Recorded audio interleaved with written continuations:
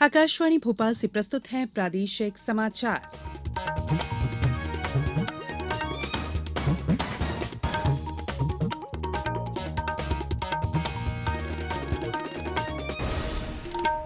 नमस्कार, समाचारों के साथ मैं संयुक्ता बनर्जी। सबसे पहले इस बुलेटिन के मुख्य समाचार। प्रधानमंत्री नरेंद्र मोदी आज हिमाचल प्रदेश में विभिन्न परियोजनाओं का लोकार्पण और आधारशिला रखेंगे। प्रदेश में शुरू होगी हिंदी में चिकित्सा पाठ्यक्रमों की पढ़ाई। केंद्रीय गृह मंत्री अमित शाह 16 अक्टूबर को करेंगे शुभारंभ। राष्ट्रीय किशोर कुमार सम्मान से आज खंडवा में किया जाएगा 3 विभूतियों को सम्मानित। और एशिया कप महिला क्रिकेट के सेमीफाइनल मुकाबले आज से भारत का मुकाबला थाईलैंड से होगा। अब समाचार विस्तार से। प्रधानमंत्री नरेंद्र मोदी आज हिमाचल प्रदेश जाएंगे। वे ऊना से नई दिल्ली के लिए वंदे भारत एक्सप्रेस को झंडी दिखाकर रवाना करेंगे। ये देश में परिचालित चौथी वंदे भारत रेलगाड़ी होगी। वे ऊना के भारतीय सूचना प्रौद्योगिकी संस्थान का भी लोकार्पण करेंगे। इस संस्थान की आधारशिला प्रधानमंत्री मोदी ने ही 2017 में रखी थी। चंबा में एक जनसभा में प्रधानमंत्री 2 पन बिजली परियोजना का शिलान्यास करेंगे। इन परियोजनाओं से वार्षिक 27 करोड़ यूनिट से अधिक बिजली उपलब्ध होगी। इससे राज्य को लगभग 110 करोड़ रुपए का वार्षिक राजस्व मिलने का अनुमान है। श्री मोदी हिमाचल प्रदेश में प्रधानमंत्री ग्राम सड़क योजना के तीसरे चरण का शुभारंभ भी करेंगे। मध्य प्रदेश देश का पहला राज्य है जो हिंदी में भी मेडिकल की पढ़ाई की शुरुआत करने जा रहा है। भोपाल के लाल परेड ग्राउंड में 16 अक्टूबर रविवार को होने वाले कार्यक्रम में केंद्रीय गृह और सहकारिता मंत्री अमित शाह एमबीबीएस प्रथम वर्ष की हिंदी पुस्तकों का विमोचन करेंगे। एमबीबीएस प्रथम वर्ष की 3 पुस्तकें एनाटॉमी, फिजियोलॉजी और बायोकेमिस्ट्री हिंदी में बनकर तैयार है। इन तीनों हिंदी पुस्तकों का विमोचन किया जाएगा। कार्यक्रम में चिकित्सा शिक्षा, तकनीकी शिक्षा, उच्च शिक्षा, स्कूल शिक्षा और आयुष विभाग के 39,000 से अधिक छात्र छात्राओं की भागीदारी होगी। चिकित्सा शिक्षा मंत्री विश्वास कैलाश सारंग ने कार्यक्रम स्थल पर पहुंचकर कार्य की प्रगति का निरीक्षण किया। मुख्यमंत्री शिवराज सिंह चौहान ने कहा है कि मेडिकल पाठ्यक्रम के प्रथम वर्ष की हिंदी माध्यम की पुस्तकों का शुभारंभ हिंदी को स्थापित करने और आत्मविश्वास पैदा करने का कार्यक्रम है। ये मेडिकल का नहीं, भाषा का कार्यक्रम है। लोक निर्माण मंत्री गोपाल भार्गव ने कहा है कि प्रदेश में निर्माणाधीन 99 सड़क का काम अगले साल जुलाई तक पूरा कर लिया जाएगा। वहीं शेष अपूर्ण और नवीन स्वीकृत सड़क निर्माण का काम अप्रैल 2024 तक पूर्ण होंगे। केंद्र सरकार द्वारा 2 नवीन सड़क और 107 अपूर्ण सड़क को पूर्ण करने के लिए 1373 करोड़ रुपए स्वीकृत किए गए हैं। उन्होंने बताया कि 2 नवीन और 107 अपूर्ण सड़कों के पूर्ण होने पर प्रदेश के करीब 15 जिलों के आवागमन को सुगम बनाया जा सकेगा।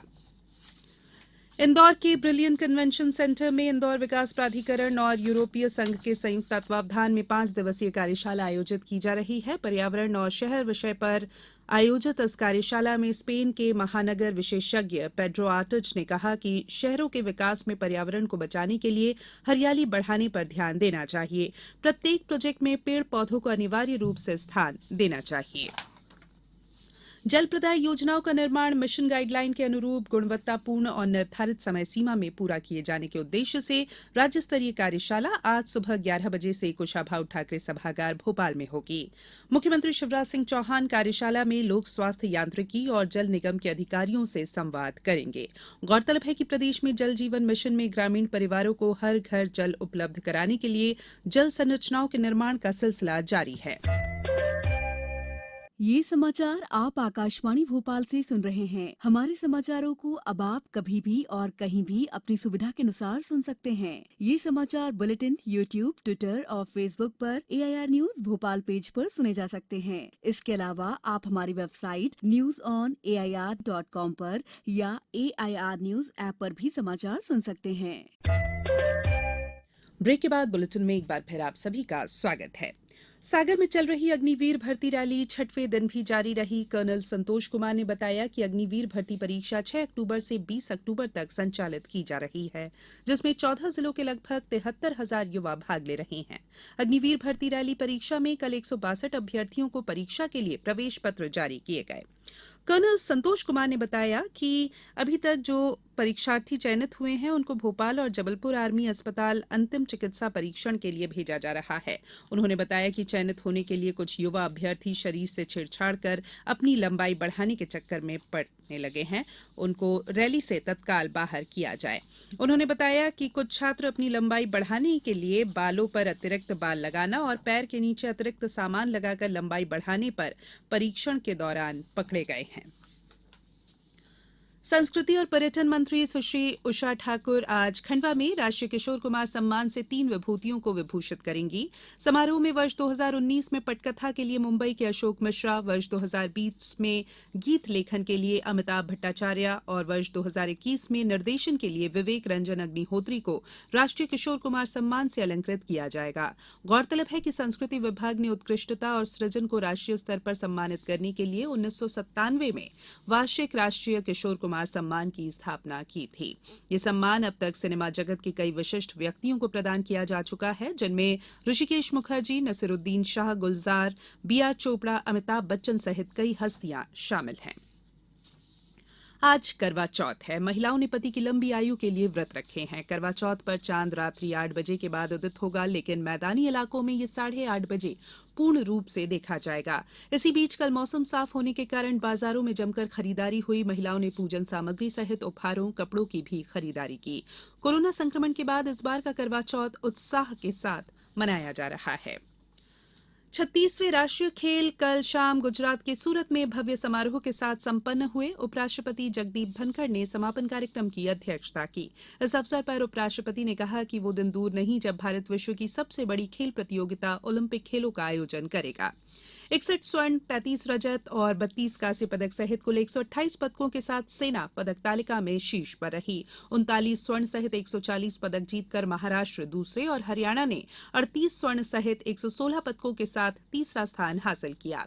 प्रदेश के खिलाड़ियों ने 20 स्वर्ण, 25 रजत और 21 कांस्य पदकों सहित कुल 66 पदक हासिल कर प्रतियोगिता में 7वां स्थान प्राप्त किया है।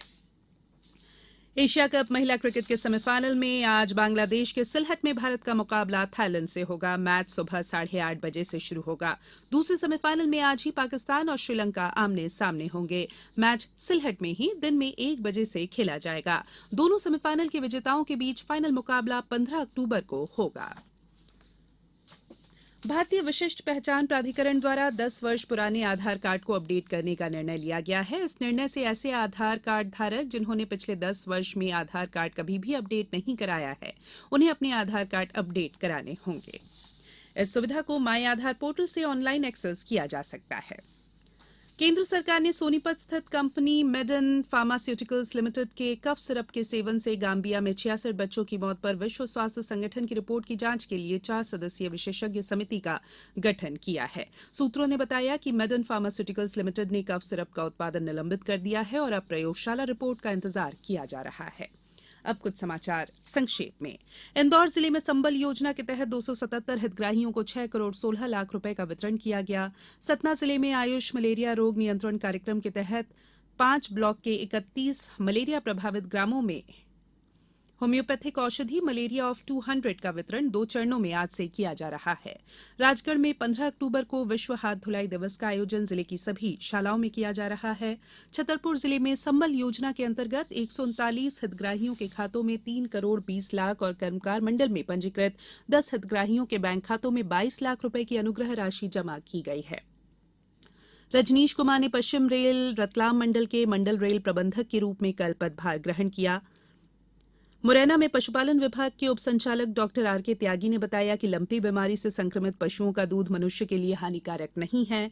बालाघाट में जिला स्तरीय युवा उत्सव का आयोजन स्थानीय श्याम बिहारी वर्मा शासकीय उत्कृष्टता विद्यालय के सभाकक्ष में किया गया और खरगोन जिले के 4 थाना क्षेत्रों में बीते 24 घंटों के दौरान पुलिस ने कार्रवाई करते हुए 41 लाख रुपए मूल्य के 414 किलो गांजे के पौधे जब्त किए। अंत में बुलेटिन के मुख्य समाचार एक बार फिर।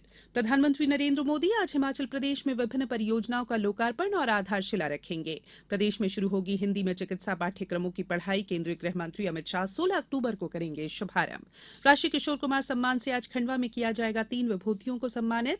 और एशिया कप महिला क्रिकेट के सेमीफाइनल मुकाबले आज से भारत का मुकाबला थाईलैंड से होगा। बुलेटिन में इतना ही। इजाजत दीजिए। नमस्कार।